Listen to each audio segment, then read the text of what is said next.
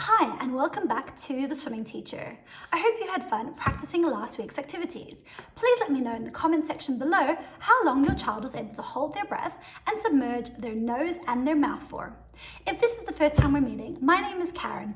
I've been a swimming teacher for over 15 years, and during lockdown, I have been finding ways to adapt my techniques so that they can be practiced at home and without the use of a swimming pool.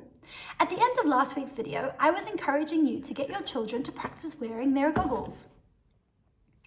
Hopefully, they are happy to have them on their heads so that we can carry on with this week's episode. This week, we're going to be getting our children to wear their goggles, hold their breath, and submerge their nose, eyes, and mouth in the water for a minimum of 3 seconds. Now, your child is comfortable holding their breath and submerging their nose and their mouth, so it's time to move on to wearing their goggles. A lot of people have been asking me, what is the easiest way to get a child to put on goggles? I always say that you leverage it against the forehead, pull it behind the head, having it rest just above the ear line before pulling it down gently onto their noses. If the child says that their goggles are a little bit tight, they can be adjusted using the straps on either side of the goggles. The first activity we are going to do involves your child wearing their goggles whilst you pour water over their eyes. We are going to encourage our child to take a breath, remembering their hamster cheeks, and get them to hold that again for a minimum of 3 seconds. We are then going to trickle the water over their eyes, remembering to tell them to keep holding their breath while the water is going down their face. Once the water has cleared, we're going to get them to exhale. I would demonstrate this activity in front of my child first before getting them to do it themselves. If you're brave enough, give them the cup of water, remembering to only fill it 2 or 3 inches. You can use any cup really. Mine has got holes in it, but you can use a coffee cup, a plastic cup, or even if you have one, you can use what are these called? Watering can? You can use a watering can as well. So we are going to get our children to wear their goggles. We are going to fill up our cup with water and we are going to pour it over their heads whilst they are holding their breath.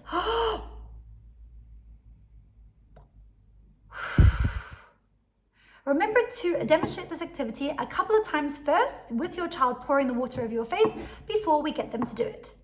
When our child is ready to have a go, let's get them again to follow the instructions that we say. It's very important that you keep these instructions simple, clear, and concise.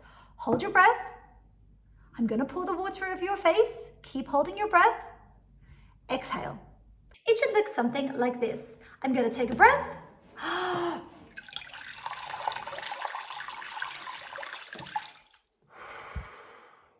Notice how I waited until the water was completely away from my mouth before I exhaled.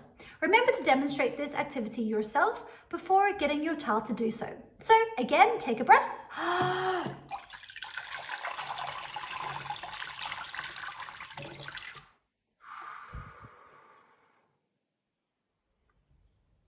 Repeat this activity 5 to 10 times. After each time that you pour the water over your child's face, really reiterate how amazing their goggles are and how that it's stopping the water from going in their eyes. This is normally enough to build your child's confidence to get them used to putting their faces in the water. The second activity is called Submerging Your Face.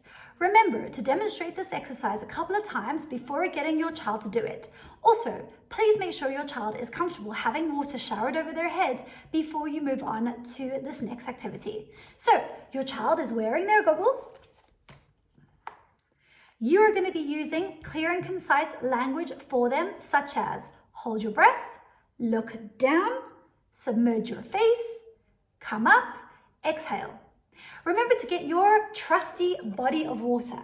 I am using a big tub this week so that I can get my entire face in the water. So I'm going to hold my breath, remembering my hamster cheeks.